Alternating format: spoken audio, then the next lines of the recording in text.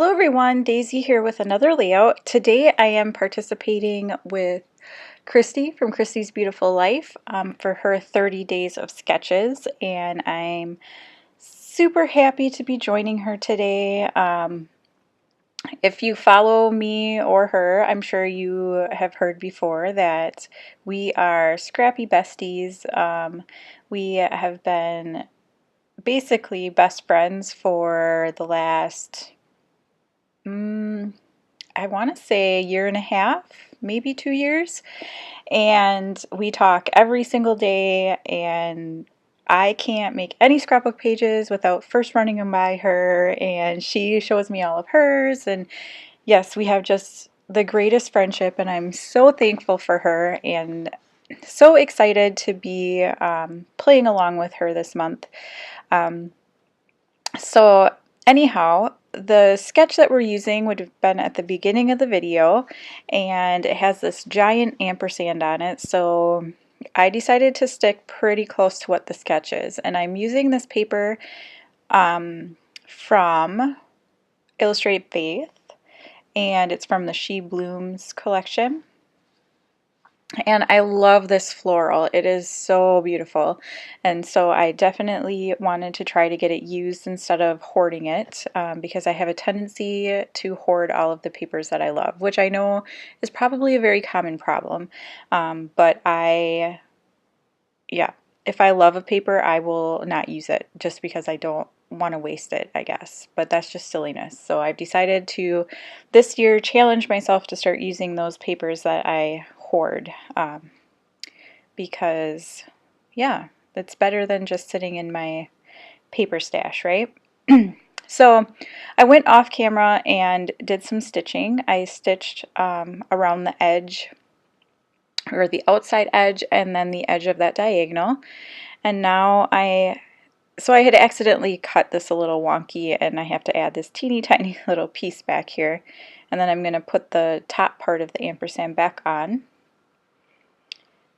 And I wanted to do this kind of negative effect. I thought it looked really cool, so I'm super pleased with how this came out. And this ampersand is actually part of a cut file from the cut shop. And it was like a set of ampersands, and so I picked one that I wanted to work with, and this one actually has the word love written over and over on it, and so through the magic of YouTube, you didn't have to sit and watch me poke all of those little pieces out, and also I backed it with some fun foam just to give it some dimension. And now I'm pulling out a couple of the other papers in the sticker sheet from this collection, just trying to see what I want to use. And this collection is actually, because it's from Illustrate Faith, it's actually a religious, I guess, collection. And we are not really very religious people, so I still am able to use the entire collection because they have enough stuff mixed in with it that works for, you know, non-religious type pages, I guess, if that makes sense. So I pulled this black and white border sticker out, and I'm going to layer that along the line of the diagonal. And the paper that I cut the ampersand out of is actually kind of a shimmer paper. It's from Cardstock Warehouse, and it's called, I think it's called Anthracite. And it is like a kind of dark gray shimmer paper, and I absolutely adore it.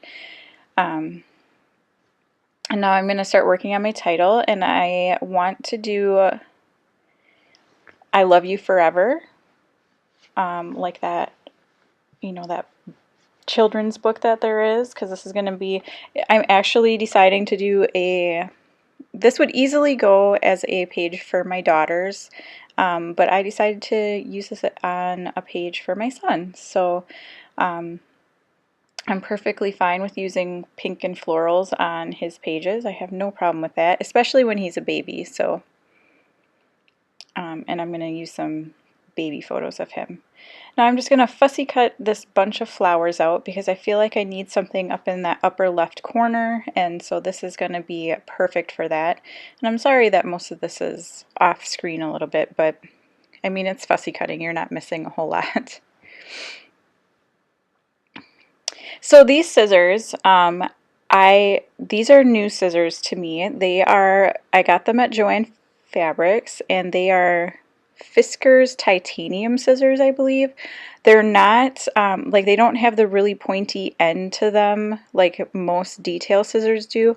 However, they are fantastic. They are very sharp and they're kind of heavy duty, even though they are like smaller scissors, but I highly recommend them. I am very impressed with them. And I think they were only $6.99 or something like that, so it's a great deal.